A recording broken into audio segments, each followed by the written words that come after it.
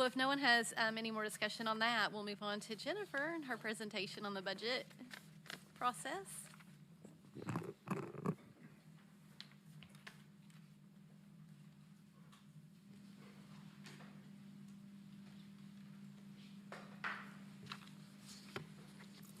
Madam Chair, members of the board, thank you for the opportunity to invite the public in to a more detailed look at the work of the business and talent team, along with members of some other teams as well in working through the budget process. Like Dr. Riswick said, today is an opportunity for us to give you a more detailed look at the budget process itself. We know that this process ultimately culminates in us presenting a proposed budget to you all that we are then going to that you all will then have to make a decision on. So this is the purpose of this is to familiarize you with the process that we have started and will continue throughout this semester. What we won't have today is the budget proposal itself. That will come a little later in the semester. So today is about the process. Why are we here to tell you about the process? Because we are accountable for $660 million of the taxpayers' dollars. So we want to be transparent in our approach to the process, transparent in the outcomes that our budget produces, and transparent in how we associated dollars to produce those outcomes. Our budget is a very people-focused budget. As most of you all know, 80% of our budget is people, is personnel, 80% of the $660 million. So this is our opportunity to convey to you all and to convey to the public at how we arrive at the budget that is presented to you all later this semester. We have a new approach to budget, not necessarily new in intent. We have a student-focused stewardship. We're entrusted, like we said, with $660 million of taxpayers' dollars to improve outcomes for all students. We have our intent is to produce those outcomes, and we are now structured in a way to execute better on that intent. The budget process is requiring priority alignment for each line item in our budget, as well as alignment to producing student outcomes. The new way that we are approaching the budget is intended to allow us to be able to evaluate whether or not those intended outcomes came, or whether or not we need to revisit those line items in future years to redirect those funds to something that has a greater impact on student outcomes. So our budget process, revenues, needs, and proposal. Revenues and needs could technically be at the same time. This isn't necessarily in order. Our budget team monitors and projects revenues throughout the course of the year, but we receive those revenue numbers next month, a little later in the second semester. Needs are something that this budget process that we will talk through are informed by both internal and external stakeholder engagement. So internal would be our employees, our departments, external community, and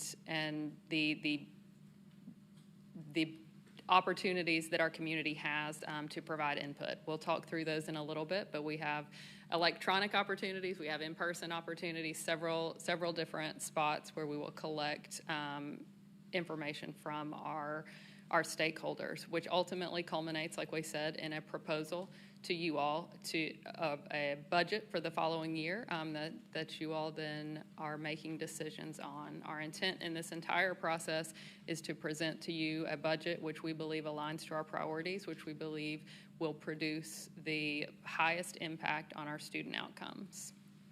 This is our budget timeline.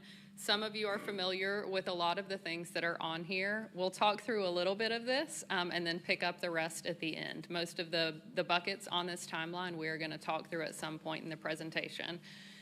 What we've already done on this timeline is fall 2023. We did release the community engagement surveys, received a little over 2,000 responses on those, and that's, if you'll notice, that was a little earlier than we traditionally do those budget surveys. Typically those are also in the January timeframe. Those were in November this year. Department meetings with assistant superintendents. We'll talk a little bit about how those have changed in a few more slides. Staffing committee work occurred over the fall semester and is still continuing this semester. Mr. Bolton will share some more details about the staffing committee work, the budget process presentation that we're doing now. And then next up in February are revenue meetings with county finance and receiving hard numbers on our revenue. So Mr. Snyder, our budget director, is going to share some more information on revenues, how we project, how we receive, and how we're allocated those revenues.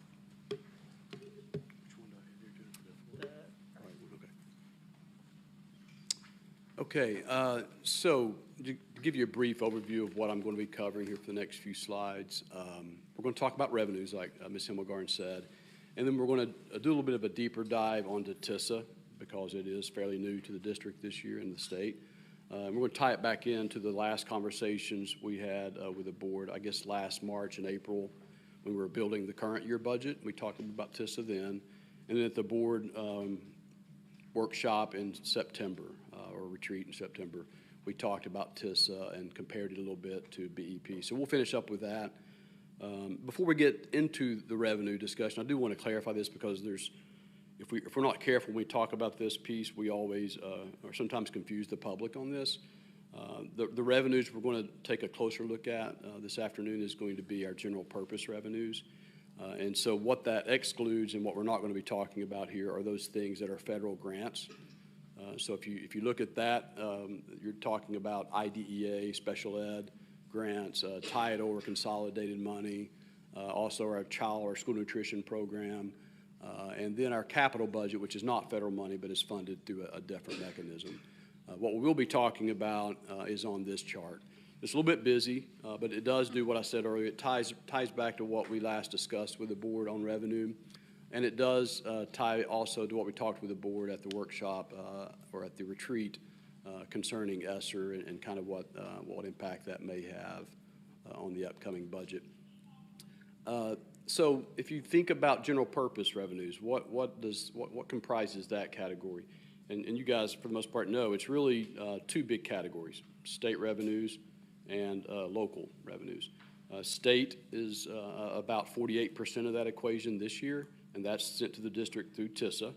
And then local revenues is state or local taxes, which would be sales tax and property taxes. That's 50% of our current revenue source.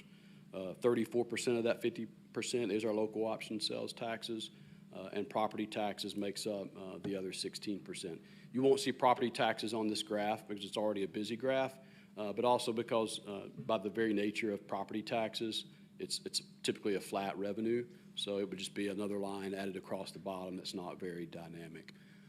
So what I want to look at and focus in on here is at the bottom, you see 22-23, so that was last fiscal year. 23-24 is our current fiscal year. And we talked about this back in March. We've really, over the last 2 to 3 years, have seen anomalies in our funding in the general purpose budget. And that was due to the COVID year in fiscal year 21. So you go back to that year, we really underestimated and very conservative on how much sales tax we thought the district would receive. And that was due to input from the university and state as well. And then what happened, of course, after the fact was sales tax revenues were really strong, even through COVID. And we saw a shift in where that money came from during COVID, but it was really good. And so you combine the fact that we underestimated how much we thought we were going to get, and then it even grew on top of that. So fiscal year 22 and 23, we were able to realize probably the largest year-over-year sales tax growth we've seen in a long time here. So if you look at the 22-23 number there, the bottom piece of that, the BEP number, and that was the last year the state used BEP as their funding model, it was 3.5% growth. That's about normal what we've been seeing over the last few years if you take the COVID years out of this picture. And then jump forward to this current year. And this is when we talked with the board back in March. We said, really sales tax is going to normalize. So you see that sales tax number drop down to about 3.9%. That's 3 to 4% is typically normal sales tax growth. But TISA, or the state funding, increased by 26%. So really that increased a pretty significant amount how much money we received this year. So if you look at the last 2 years, just to put this into kind of into a dollars figure, we received $50 million new dollars in 23, 69 million in the current year. And we told you back in April, those numbers don't happen typically. Those are the largest year-to-year increases I've seen in revenue since I've been with the district. And we told you at the time, this is going to be a problem for us come next year because our revenues are going to normalize. And you add to that top line, the ESSER line up there. If you look at the items that we funded out of ESSER, and if you look at the total ESSER amount is $114 million. And I just listed the 4 things here that were really position related or personnel related. And academy coaches, college and career coaches, tutors, and permanent subs. And we talked about that at the retreat back in September about, if you look at all of those, it's about $15.5 million. So the district and the board's going to work through which of those do principals and teachers deem the most necessary, and are we getting the best ROI on, and how do we include those in next year and future budgets. Looking forward a little bit to fiscal year 25, which is where we're headed. Right now, we're at about $9 million is where we think we're headed. And I don't want to get too deep in the numbers like Dr. Isaac was saying here, but $9 million is a little bit lower than what we traditionally see when you take out the COVID years. Sales tax is fairly normal, but the one at the bottom that's a little bit concerning there is the TISA increase. It's only at this point about a 0.5% increase is what we've been told to expect. That's a little bit lower than what we were told last year, 1% to 1.5%. And I think that decrease is probably just due to the slower growth in not only state collected taxes, but also local sales taxes. Last thing on this slide, over to the right, the additional considerations. These are other items. One of them is a potential thing that could help in terms of the revenue reduction we just saw. The other ones are considerations of expenditures that we're going to have to find a way to also include in future budgets. If you recall last year when we met with you all about the budget, we talked about how do we take some of that 69 million new dollars last year and how do we set aside some of that for future years? And so the board and superintendent were smart to not put all that into recurring cost. So Ms. Himmelgarn said that 80% of our current year budget is personnel. If you go back to last year, it was 83%. So we purposely reduced that in order to build in some realized savings for this coming year. So that will help the fact that our revenue is being reduced a bit. We'll have a significant amount of realized savings to put back into the budget. The second item there is Governor Lee's initiative to ensure that the starting teacher salary is $50,000 by fiscal year 27. So that would be by July of 2026. We've told the board this several times, I think, but as our salary schedule currently stands, and that may change based on the salary schedule study, that's about a $45 million injection needed into salaries over the next 3 years. Pretty significant initiative. The salary schedule study is also going to come with a price tag, just based on what the board decides to adopt from that. Unbudgeted items, we always talk about those with the board when we meet with you guys in April, March and April. Those are items that try as hard as we may to predict what's going to happen in the fall. You can never get that right. You're going to have students that have different needs, and that's going to come along with some unbudgeted positions and unbudgeted services as well. And then other fixed increases at the bottom. Those would be things like health insurance. We have no control over that increase. Workers' comp insurance, software prices that go up, contracted services that we use. Those things are all increasing just due to inflation most of the time. And so those are also going to impact our coming budget. Take a little bit of a deeper dive into TISA here. I do want to mention at this point, if you go back to last year, we were talking about the state injected $1 billion into education, and that's significant. The most significant change in the state's education model in 30 years. I think 1993 is when the BEP was rolled out. So it's a very significant change, and it is recurring revenue. And that creates a little bit of a misnomer, I think, for the public sometimes. That one-time $1 billion injection was significant, and it is recurring, but it doesn't mean that amount is going to be injected in our outgoing years. Every year, we had a 26% increase, and then it's going to be 1 to 1.5 or even 0.5% like we saw going forward. So that's a challenge for the district to consider, and how do we make sure that we are investing and also in lieu of potentially revenue increases that aren't keeping up with inflationary increases. We'll talk a couple minutes here about what's similar between the BEP and TISA, and then what is some differences. And so the first look we'll have here is what are the differences. We talked about this at the workshop or retreat in September. Basic education program was a resource-based model, and so by that we mean the state would look at Knox County schools and say, and this is just an example of a group they would take, how many K-3 students does Knox County schools have? And then they would say, okay, based on the ratio that we used to say the classroom size should be of 20 to 1, how many teachers does that give Knox County schools? And then based on the state's salary figure they're using, they would multiply that out and say, here's a dollar amount, and then they would add to that, in this case, take away from that, the fiscal capacity of Knox County to fund this locally. So we'd end up getting about 63% of whatever that dollar value was. And they would send the money to us, and then we would decide how to allocate it here. TISA changed that and turned it upside down. Now the state, instead of looking at the group of K-3 students as a whole and saying it's this many teachers and this many dollars, it's, okay, let's take this kindergarten student. What are the characteristics of this student? Are they a special ed student? Are they an ELL student? Do they have dyslexia? Are they an economically disadvantaged school? All of those things impact the funding of that one child across the district. And so that's how they're now sending money to the district. So that's why it's called student-based instead of resource-based, which would be a teacher, principal, assistant principal, and that type of thing. Those are the main differences, and they're pretty significant differences, and we'll talk more about that in just a second. The similarity is in both of these are funding plans. So the state has not told districts, you have to spend the money differently because we're changing how we're sending it to you. We still have the flexibility as a district to say, these are our initiatives and these are tied to these priorities, and that's how we want to spend the money. So that's the similarity there.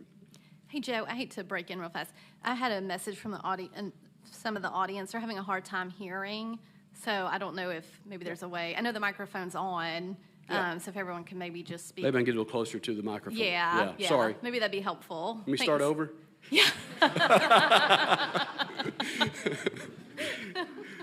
Okay, so this slide is a graphical representation. The first two blocks are BEP, just to kind of walk you through what I just talked about. It has 3 different students, and it shows you that regardless of what the different characteristics of those students are, they still are generating the same amount of funding for the district. Now, the BEP did set aside some money for special ed or ELL students, but it wasn't based on individual students at individual schools. And so you can see that number, student A, B, and C, doesn't change, even though those 3 students are different. Looking at the middle block there, TISA, the student A is the base amount that is allocated this year, $6,860 per student.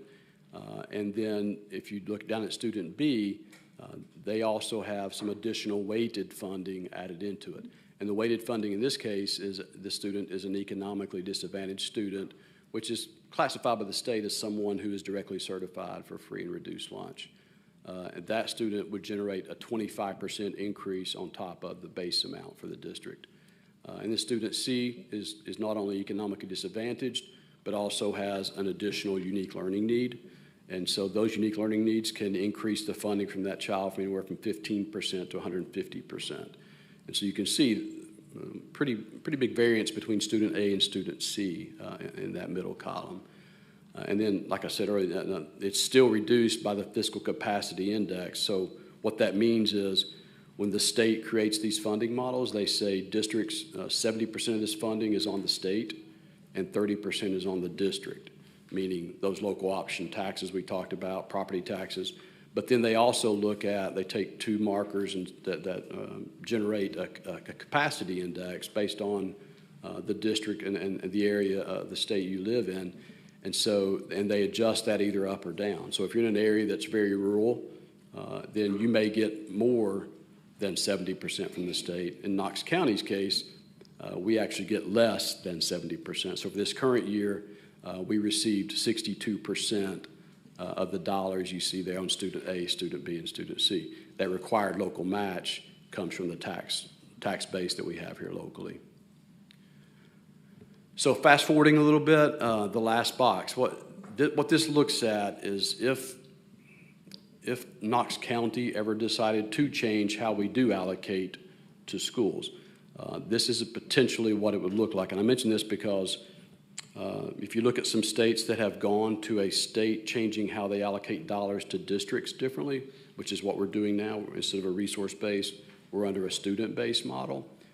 Districts, in some cases, also look at that and think maybe that model works best for us here as well. So what that means is right now we're going through our staffing committee process. Staffing allocations for next year are being developed. And what that traditionally has looked like is based on the demographics at those schools, the number of students we're projected to have at those schools. The district has traditionally said, based on these ratios, school A, you get 20 teachers next year. And that's a resource-based allocation model. Some districts are moving away from that, instead saying, we want to mirror what our state is doing with our schools here. So how would that be different? So in that case, we may say, okay, so school A, here's your demographics of each one of your students. That generates X amount of dollars instead of 20 teachers. And with some guardrails in place, for example, you can't go over BEP classroom size. You have to have a principal, maybe one AP. And the district and the board would build those guardrails out. You get this much money to decide what you want your staff to look like. And principals would love that, I think, because it does give them the flexibility to address the unique needs of their building, right? It also comes, though, with some needed support because principals are the curriculum leaders of their building and a lot more than that, but a lot of them don't want to be financial folks, right? And so that's where the district would come in with helping support if they'd ever move to that.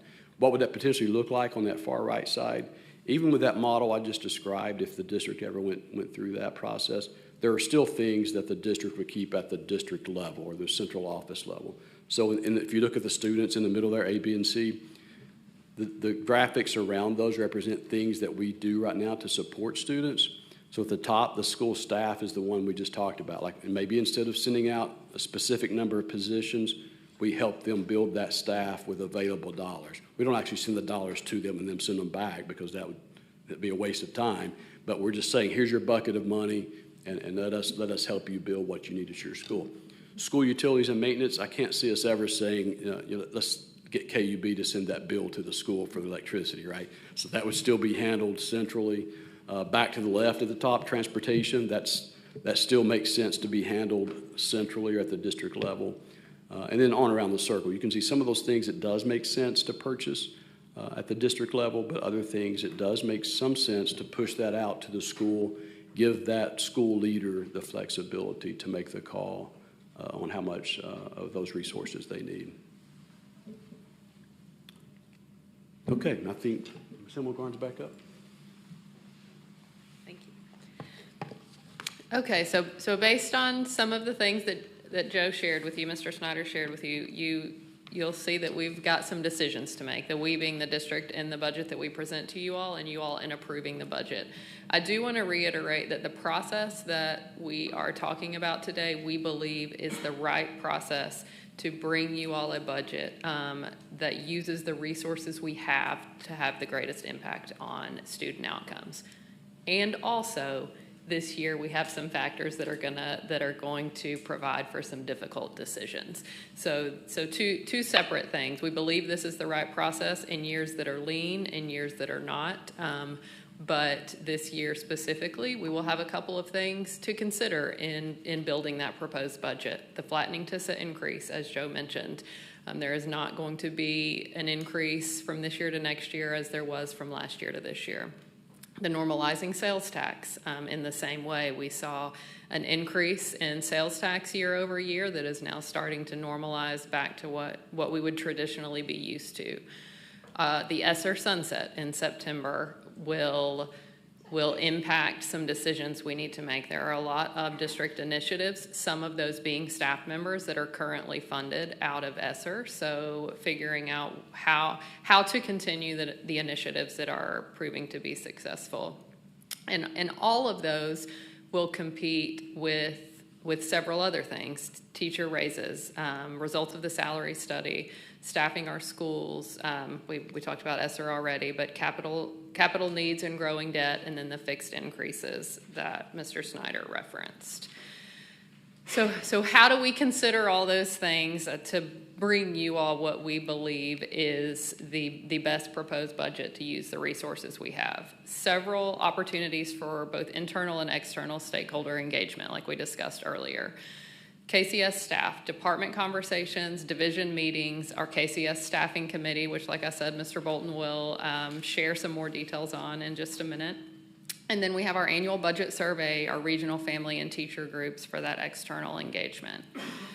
Our district office engagement, this is where we have a new approach this year to better align our spending with our 4 priorities and impact on student outcomes. So our department heads are tasked with presenting assistant superintendents with budgets that are priority aligned. So every line item in the budget is associated with the priority that it supports, as well as classifying each line item in the budget based on success that it has shown, is expected to show, or is it not showing the outcome that we intended, and do we need to redirect those funds to a different area? Each department, along with the assistant superintendent, will be building 2 variations of the budget: a budget that asks for no increases and a budget that produces a 5% reduction. If there is no decrease in the budget, then the incentive to prioritize becomes less urgent. So if there is a decrease, what are we prioritizing? How could we accommodate a decrease in department budget should we need to do so? So we're excited about the opportunity that process is going to bring to building the budget.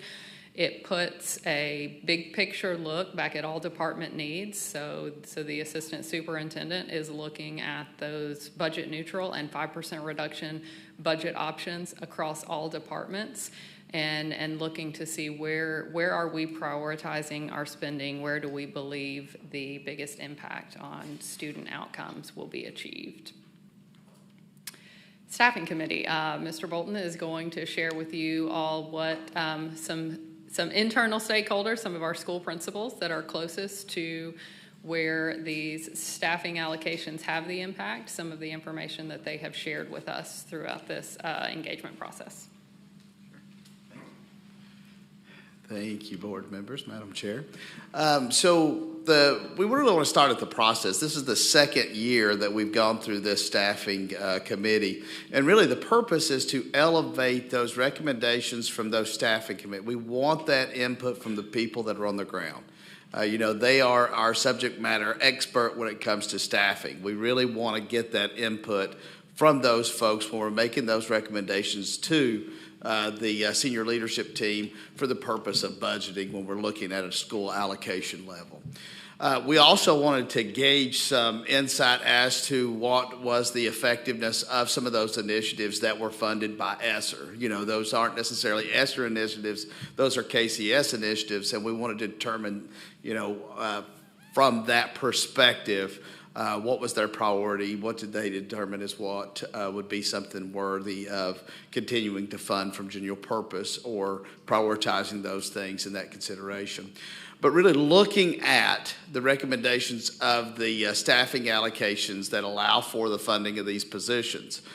So what kind of tweaks can we do with staffing certain classes of positions at the school level to be able to accommodate those initiatives that they feel has been a success, that they want to continue in general purpose funds? And so those are the things that we engaged in as for the purpose of the committee. So the committee, who comprised the committee? The committee was comprised of 5 elementary principals, 2 middle school principals, and 3 high school principals.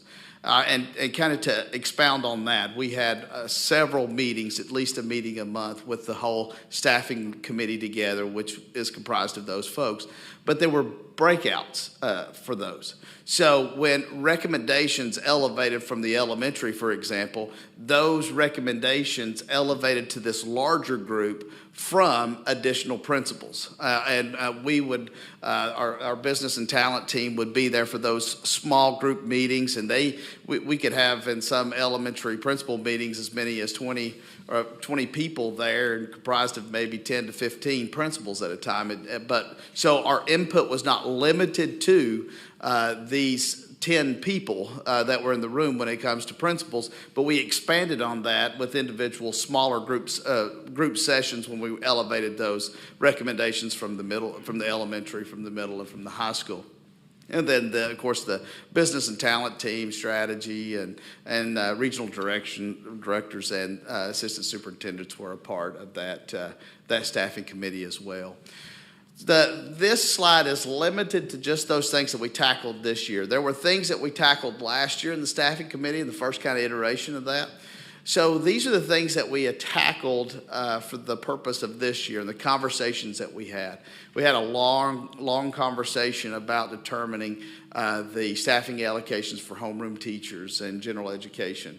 What we really want to do when we're having those conversations, pull out all of those support positions, because what we really want to get to, and what I challenged the principals and challenged the staffing committee to try to think of, is to think of the basic school. What is the basics that is needed to run a school? And that way we can layer on top of it those layers of support based on whatever the individualized needs are for those particular schools. But to get to thinking through baseline, what is baseline? And so when we talk about that, we talk about what drives that as homeroom teachers and general ed teachers or related arts teachers. When we look at those, we talked about determined at-risk categories to meet those needs, the related arts allocation, assistant principal allocations, and educational assistant. And those are some of the things that we have tackled this year in terms of recommendations from the elementary. From the middle school and high school, we looked at teachers and assistant principals this year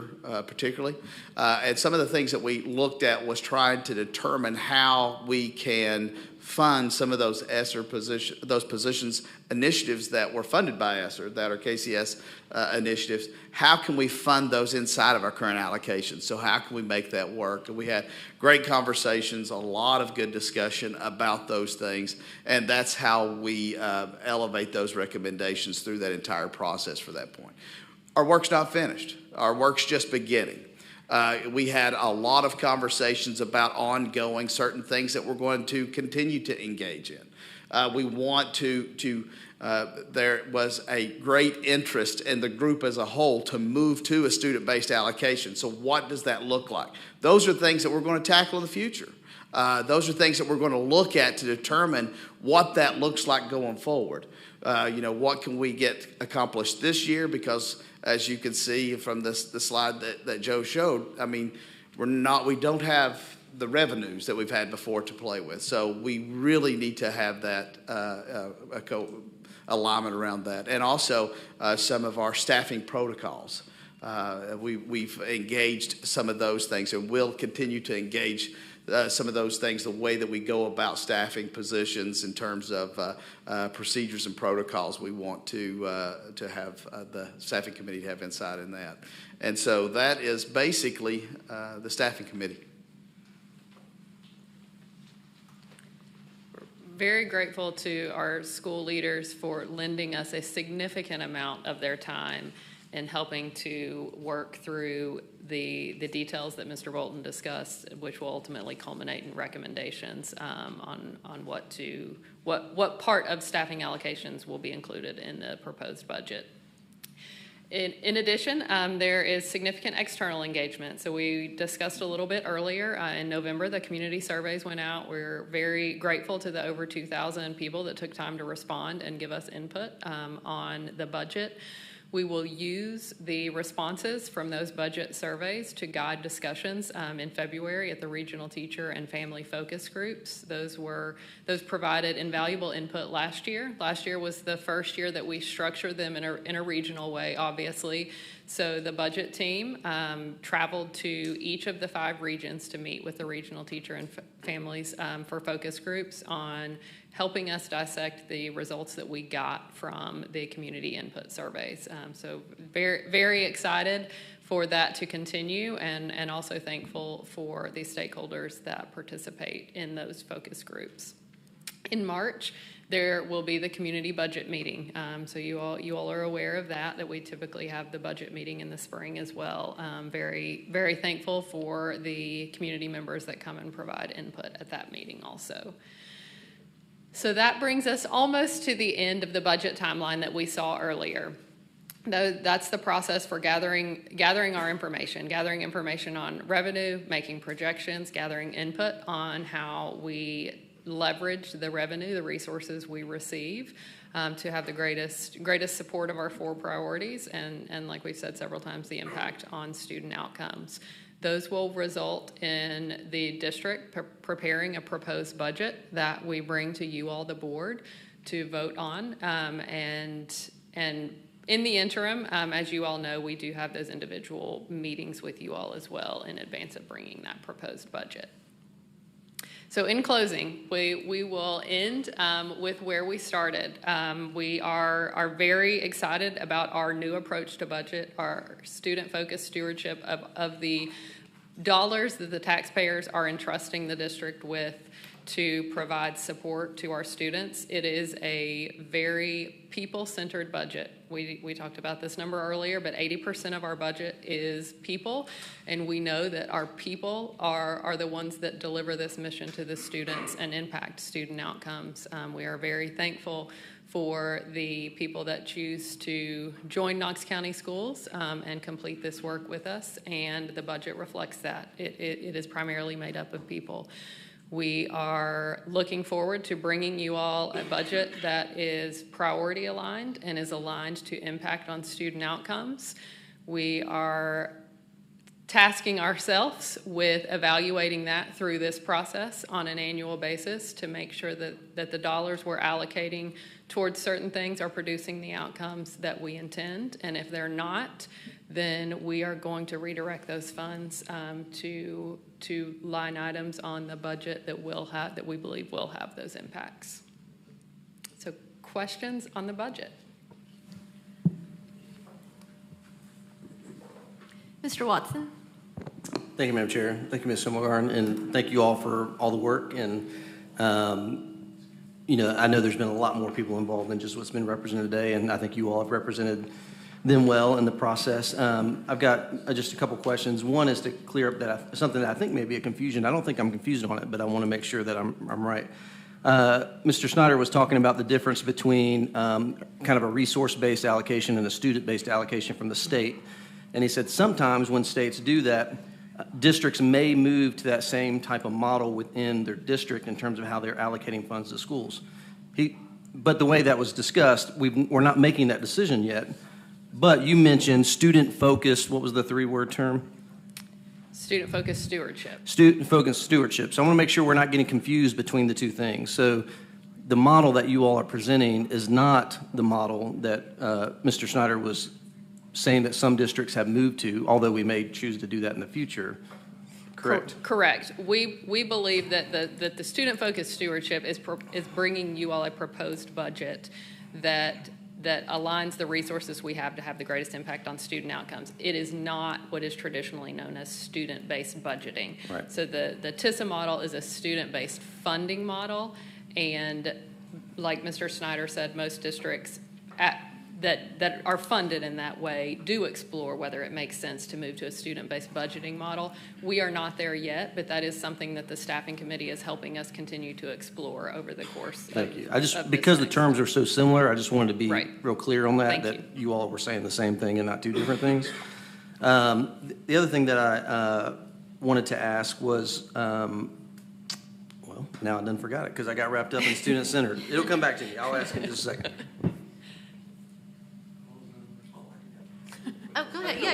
It came right back to me.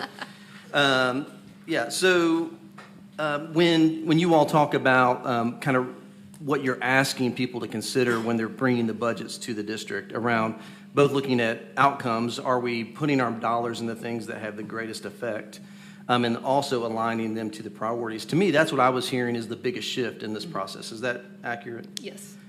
First, I just want to say, thank you for that, because any organization needs to be doing their budgets that way, right? We need to be focusing on our priorities, and if it's not working, let's put the money somewhere else. So kudos for that. So thank you. Thank you. Ms. Horn. Thank you, Madam Chair. Thank you all so much for all the work, and I really appreciate, I think in the past when we've had this kind of conversation earlier in the process, it's been helpful when we get into the actual budget season, so I really appreciate that and the update.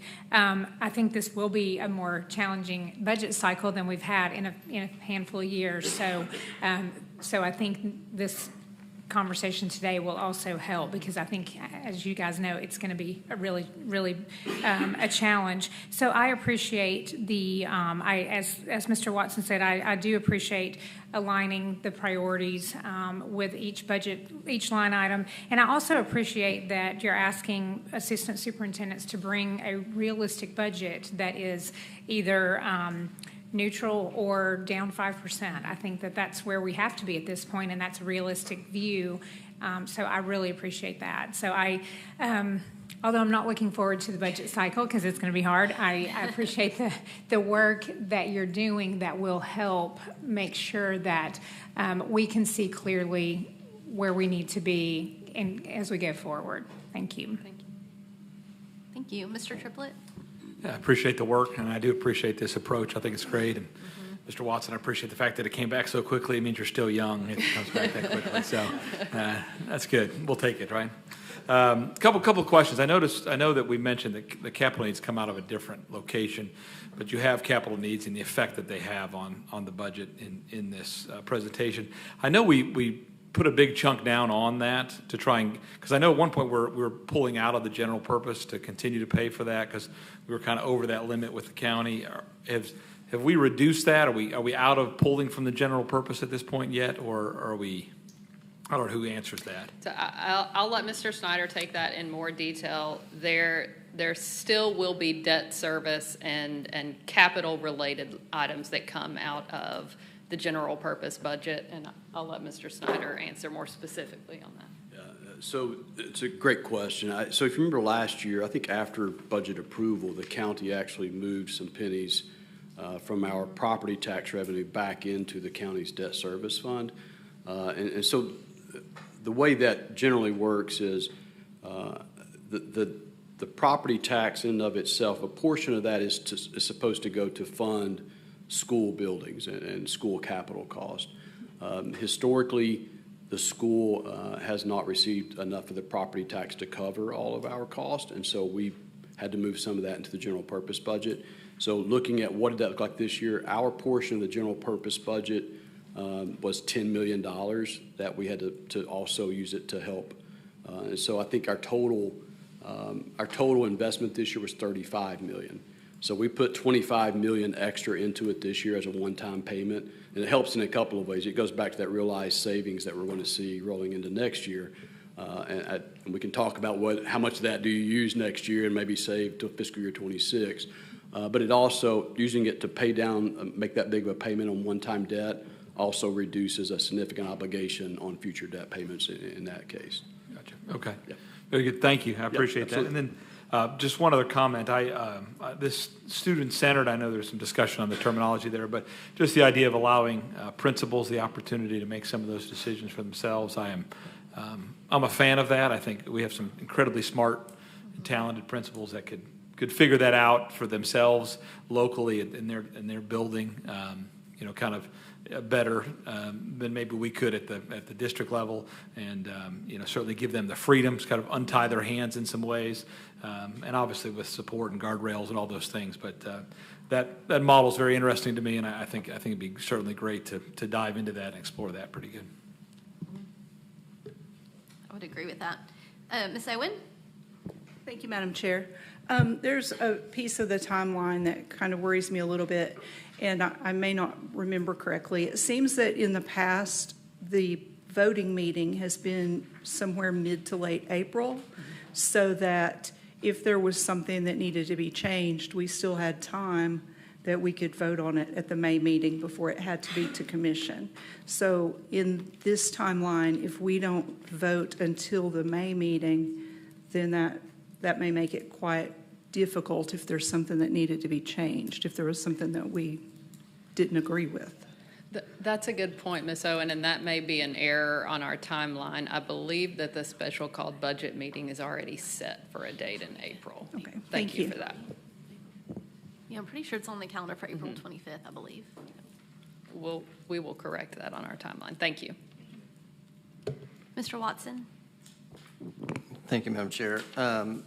Going back to the comment I made earlier about priorities and outcomes, in a budget years where it's not as tight, you still have trade-offs to make, but it's easier to make those decisions, right? Because you can do more of what you want to do.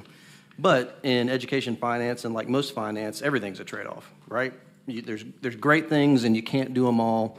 And so what I don't know that we typically, at a board level at least, have had conversations in that type of way where we get options where it's like, hey, we could do this, and this is the output, and this is the outcome, and this is what the cost might be, or we could do this, but we probably can't do both. And I think especially in a tight year like this, I would advocate for you all as you're talking and engaging the board to help us understand where some of those levers are. And I think that's where we actually might be able to chime in and have hopefully some positive influence in it. But I think it'll be tough if we just get your all's, here's what we really want to do as a district. It's kind of hard for us to know where the other opportunities might lie. And I think because you guys are already aligning or already asking everybody in the district to align their budget line items to priorities and outcomes, to me that should be a much easier conversation because the work's already been done. I think we just need to structure that conversation that way at the board level. Okay. So, Thank you. Thank you. Anyone else? Ms. Christie? Yes, and thank you, and I echo the sentiments of everyone else. And we talked about this when I came in, but when we say 80% of the budget is people, just to put that in perspective, because this is an election year, and I've already heard county commission candidates talk about the big percentage of the budget that the school district gets. Can you remind us what our monthly payroll is, or ballpark? Our monthly payroll for all employees across the district is almost $36 million. All right, and that does not include transportation, or does that? That would be our employees. Right, so that does not include Correct. bus drivers. Correct.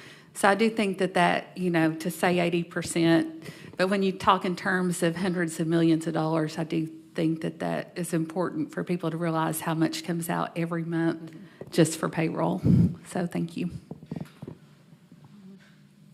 Anyone else? Well, I really appreciate this discussion, and I appreciate Dr. Reislich and Ms. Himmelgarn that, today was about the process in that 30,000 overview look, and then we'll start kind of getting into the meat and potatoes here in the next few months about the budget. But I think that this is such a good time to start talking about this, starting to get into it. And we've had a real robust conversation about the budget here today, and I really appreciate that and all the work that's gone into this. So thank you for that. And with that, we'll go into the next presentation, which is our salary study. Madam Chair, members of the board, thank you. I joked with my colleagues, Mr. Myers and Dr. Adams, that it was time for somebody else to have a turn, talking with you and sharing the work. So very excited to share with you an overview of the work that has been done by Evergreen and what we can expect in the near future. Again, this is an overview of how we got here, what we've done so far, and what we can expect. This will not have the recommendations of Evergreen Solutions. They will be here in person at the March meeting to present those to you all, and then we will also have some hard decisions and which of those recommendations we are able to incorporate into the proposed budget for FY25, and then which we may have to incorporate in future years if we choose to incorporate them. So what was the purpose of doing this? We want to revisit that. Like we said, our budget is a people-focused budget. It always has and likely always will be. Our people are our biggest asset. This contract was an opportunity for us to do several things through Evergreen, our third-party partner that we contracted with. And I'll give a thank you again to the board for allowing us the opportunity to do this by including funding for this salary study in the budget. The contract gave us an opportunity to identify national best practices in leveraging compensation strategies to enhance employee recruitment and retention, to create consistency across our job classifications and compensation through the district, to determine market value for our various job classes. What is market value for all of the positions that we have in the district, and where is our salary schedule in relation to that? And to also simplify our existing salary structure. If you all, which I'm sure most of you are familiar with our salary schedule, it is a lot of pages and a lot of different places that you might have to go to predict what a salary might be. So what is the compensation and classification study? This was a two-part study by Evergreen. If you'll remember, we asked for your approval in an initial contract for the compensation study, and then as Evergreen started the work, they said, we may need this second piece too, to make sure we're getting a full picture. So we added the classification portion of the job study. So the compensation study is going to do two things. One, it is going to help determine where we are in relation to market value. So it benchmarks compensation against our peers, and 19 of the 20 peers that Evergreen reached out to for salary information to benchmark us against responded, which is a pretty good response. It is also going to address compression. So what is the variation in salaries between employees with significantly different levels of experience and responsibilities? Do we meet recommended differences in those stages? The classification study will look at job class progression, which is our organizational reporting structure. Some of that is also dealing with compression. Do we have the appropriate level of differences in salary points, but also job responsibilities? That's where this title consistency comes in. Are we tasking the same level of duties to all employees with the same title, with the same job description? So how does the study work? Evergreen gathered several different data points. So they did district research. They have reviewed our job descriptions. They have reviewed our salary schedule. They have looked into district practices. They've done market research. In addition to the 19 of 20 peers that they received information from, they've done additional market research on positions that may also exist outside of education. They've done significant employee outreach. They've done outreach surveys. They did a job assessment tool, which we'll talk about in just a little bit, and they've conducted several focus groups, 21, I believe. All of the work that they have done will culminate in recommendations to us. Their recommendations will, I think I may be getting ahead of myself. Let's talk about employee outreach first. So the outreach survey, we got over 30%, about 30% response rate. So all of our employees had the opportunity to participate in the survey. We did a job assessment tool that was released to 479 recipients, and we got an over 50% response rate. And the reason that you see that released to less recipients than the outreach survey is that there are the job assessment tool is looking at that second piece, that classification piece. So there are a large number of our employees that hold a title that is consistent across the district. So what Evergreen was looking at were titles that may not be consistent across the district, job responsibilities under certain titles that may not be. And for focus groups, they had 21 sessions, both virtual and in person, and over 300 participants were live with Evergreen to provide feedback. Possible decision points that we'll have. So all of those things will culminate in recommendations from Evergreen Solutions to Knox County Schools. And like I said, they will be here in March to present those to you. But we'll have several decision points. Do we convert to a new salary schedule?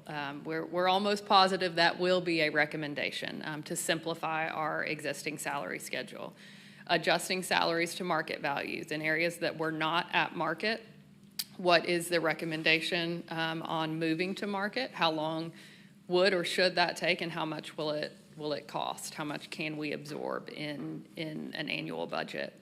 Addressing compression, implementing best practices in recruitment and retention. So in building a salary schedule, there may be considerations for recruitment and retention within the steps in a salary schedule.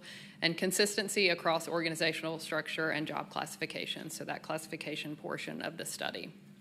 So next steps, we will get our final recommendations from Evergreen in February. They will be here to present to the Board of Education in March, and then we will have to take their recommendations, take the board's feedback, and any additional feedback we receive to incorporate those recommendations into a proposed budget to the board. That was a very high-level overview, but specific questions on the salary study. Reverend Butler. Thank you, Madam Chair. Thank you for the presentation.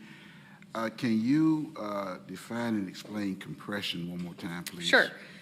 I'll go back. So compression is variation in salaries between employees with different level of significance or responsibilities. It can look at like two types of things. So when pay between subordinates and supervisors is too close. So are we appropriately providing opportunities for growth for our employees? And then also when pay of highly tenured staff and new employees are too close, are we providing appropriate progression in salary schedules themselves to give an opportunity for growth within positions? So, for example, if we go to $50,000 for teachers who are coming in, and we have to look at what are those who have been here for a while, what are they getting? And when does what is the number of years or years of experience that demands an increase or not? Right. So we will, if we take that example, so we know by FY27 that the starting teacher salary will be $50,000. In order to accommodate that, one of their recommendations would be that the rest of the salary schedule moves to, so that we're not just increasing, so that we're still creating an opportunity for growth for employees. Mr. Watson? Thank you, Madam Chair. Thank you, Ms. Himmelgarn. So one question in response to the last question. Would that compression piece also look if there's too much distance between salary ranges in those examples that you mentioned, or is it just whether or not it's too close? Both. Okay. Both, yes. It's not just compression, but it's also expansion. Right. And is our, if we have a salary schedule of step 0 to step 20, is the midpoint truly the midpoint? Do we have the appropriate level of differences between each of our steps as well? Okay. I would assume not, but would the study also tell us, I would assume that we don't have any positions, the study may tell us, but whether or not any of our positions are over market. I'm not asking this because at some point I'm going to advocate that we reduce them. I'm just asking, does it look at both? Does it look at positions that are under market and also where we're paying over market for positions? Yes, so it looks at where our positions are compared to market, so that Yep. will tell us if they are over or under. Okay. Yes. And then I heard your description about how you chose who to send the job assessment tool to. I didn't really get what the job assessment tool actually does. What is the job assessment tool? That's a good question. So the job assessment tool takes an employee's job description and allows the employee to provide additional context. Do the duties that you do every day match your job description? Or what do you spend the primary portions of your time on? It also then circles back to the supervisor. And supervisor, do you agree that this is the task that the employee has been asked to do and they live within their Yeah, at job the end of the day, the descriptions? employee gets to say, yep, this is my reality or not. This is not accurate. Right. Okay. Right. Thanks. Any other questions? Well, since there's no more questions, thank you, Ms. Himmelgarn. Thank you. Really appreciate the opportunity to share with you all today. Thank you. We've heard a lot of good things this evening, so I appreciate all the work that's gone into that.